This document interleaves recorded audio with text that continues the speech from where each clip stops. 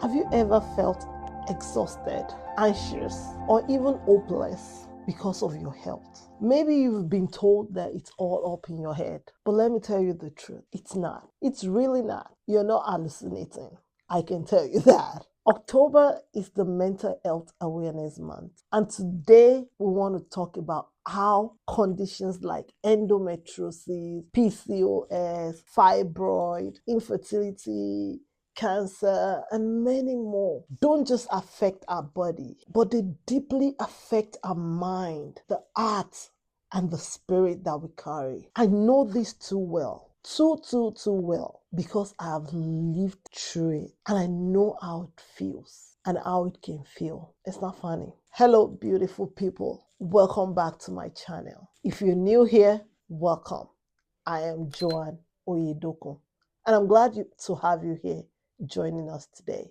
On this channel, we talk about creating awareness, empowering women about women's health-related issues like endometriosis, like PCOS, like fibroid, like infertility, some of which I went through myself, experienced. And so on this channel, we try to create safe space where people can rub minds, talk, and empower women to bloom to their full potential in health, in wellness, and in every facet of life. Why not? That's what we're created for. We're created to bloom and to flourish. And that's why the Bible says when God created, He blessed us. So this month, and happy new month, by the way, before I forget, this month, October, is the Mental Health Awareness Month. And I felt it was important to pause and to really talk about how mental health affects us as women. Because the honest truth is, women carries so much. We wear different hats. We handle different things all at the same time. Women can be cooking, braiding hair, cleaning, doing laundry, taking care of children, all at the same time. We carry family responsibility, cultural expectation, work pressure, and for some of us, health challenges like endometriosis and infertility that I went through. And in all of this, we are often expected to stay strong and be the superwoman. I got this. I can do it. And keep pushing while we're silently suffering. But let me tell you, it's okay not to be okay. How about that? It's really, really okay not to be okay. And I'm saying it loud and clear because I want everybody to know and to hear it. Again, it's really, really okay not to be okay. And today we're going to talk about that. We're going to talk about it because a lot of time when we're not okay, we just keep mute. We stay silent. We suffer in silence. And like I've said in one of my videos, silence magnifies the problem. Silence doesn't help.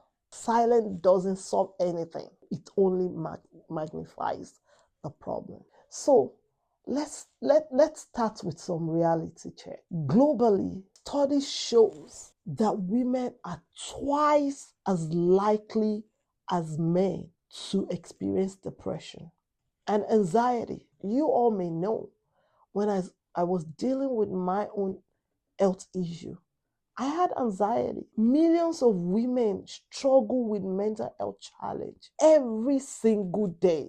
And yet, many of them never seek help. Not because they don't need it. Who doesn't need help? Who doesn't need help? We all need help at one stage or the other. But because of the shame and the stigma, that's why people don't seek help. Because as women, we have been conditioned to live, we have been conditioned to feel that pain is normal. We have been conditioned to feel that we're not allowed to talk. We're not supposed to speak up when we're experiencing pain. And so we feel that when we talk or when we seek help or when we speak up, it's going to come with shame and stigma. Sometimes it does, and sometimes it doesn't. For women, the pressure comes from all sides, right, left, and center. All sides. What do we want to talk about? Do we want to talk about caring for family, starting with our spouses, children, aging parents? Do we want to talk about meeting cultural expectation of being a perfect woman, being a perfect mom guilt, or even being the Proverb 31 woman, managing workplace demand and financial stress? So you deal with your boss at work and then you come home and continue. In many cases, living with health conditions that affect our body and our minds. When you combine all this together, no wonder so many of us, we feel so drained, anxious at times, and even hopeless. And yet, we're told to stay strong. Just keep pushing it. Just keep acting as the superwoman who got it. You got everything under control. Or just pray harder. Maybe you've not prayed enough. Maybe you've not fasted enough. Why silently breaking on the inside? And I can talk about this with my full chest because guess what? I've been there myself. For years, as some of you may know, I struggled with mental and emotional weight of chronic illness and infertility. And when I say chronic illness, I'm talking about the endometriosis. And why I will touch on this lightly today. I share this simply to say I know the toll all this condition can take on one's mental health. And I know how important it is to not only care for your body, but also care for your mind and your spirit.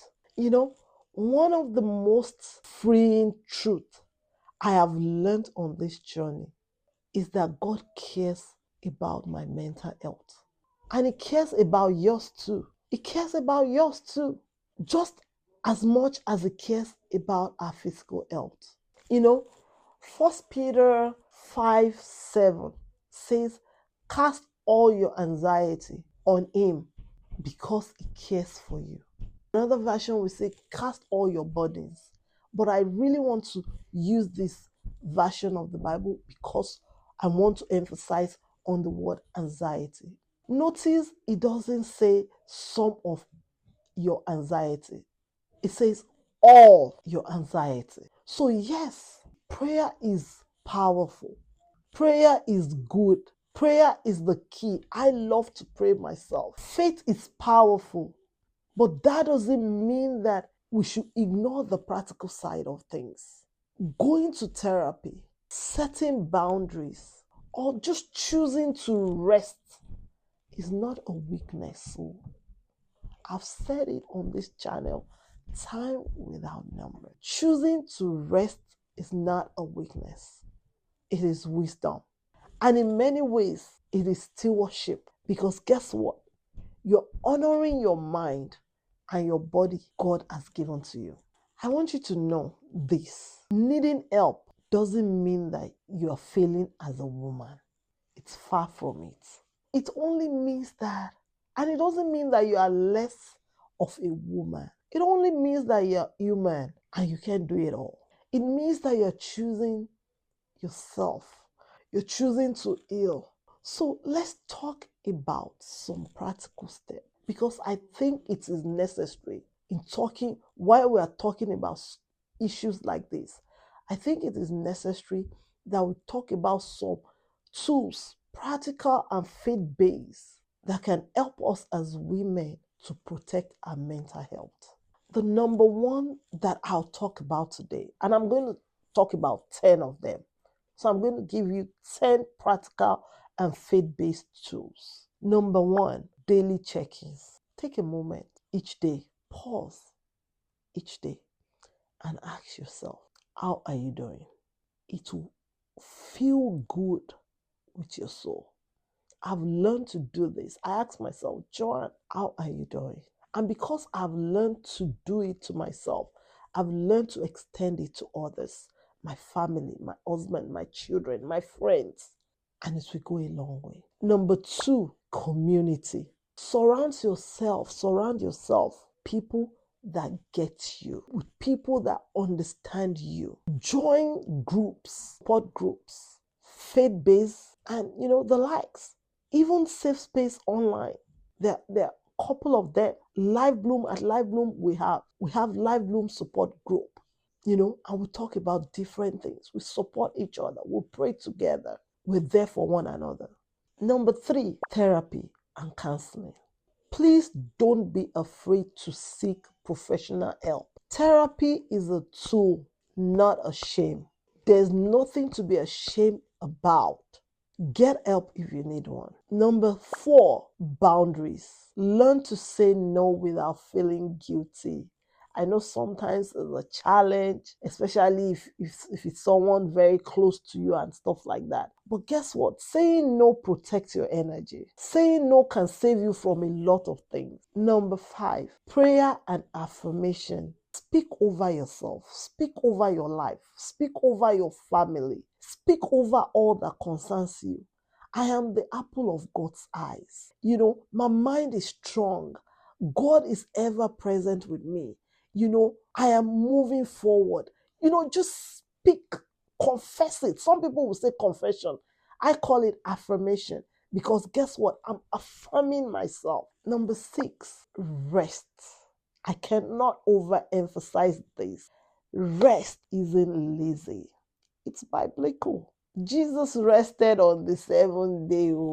So don't let us be a superwoman or a super champion. Rest. Our body needs rest. Number 7, movement, exercise, stretch, do yoga. Because all these things releases stress and it boosts our moods. So let's try as much as possible to exercise. Number 8, nutrition and hydration. We've talked about nutrition on this channel. Remember when we spoke about what we eat, we are what we eat. The food and whatever we drink affects our mental health. It fuels our body, so we need to fuel our body wisely. Number 9, journaling. Write down your prayers.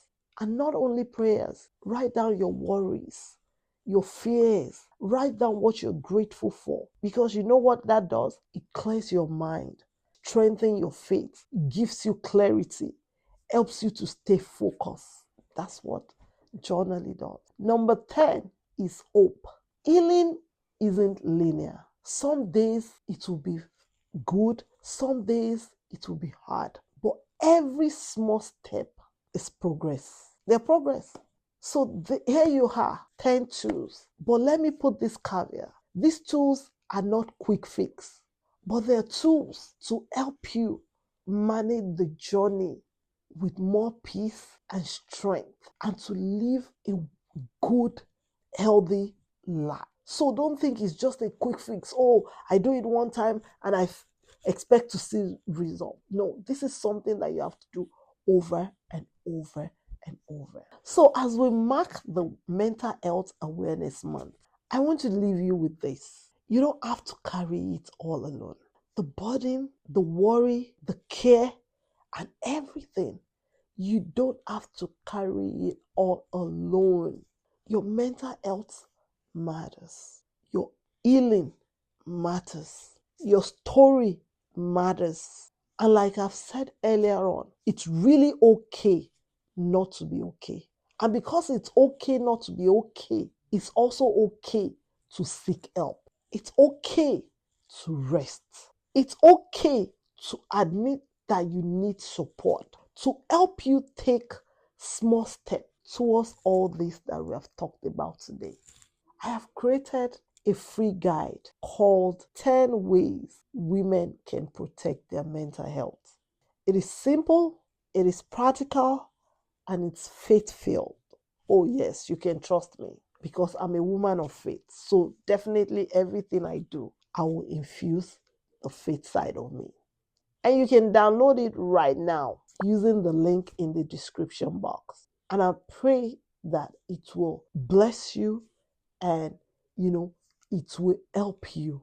If this video speaks to you, please and please subscribe. Hit the subscribe notification so you don't miss new content each week when we release new videos. Like our videos so more women can see the video. When you like, what you're doing is you're telling the YouTube company that this is a very good video, it's resourceful, and that way they will keep helping us to push it out.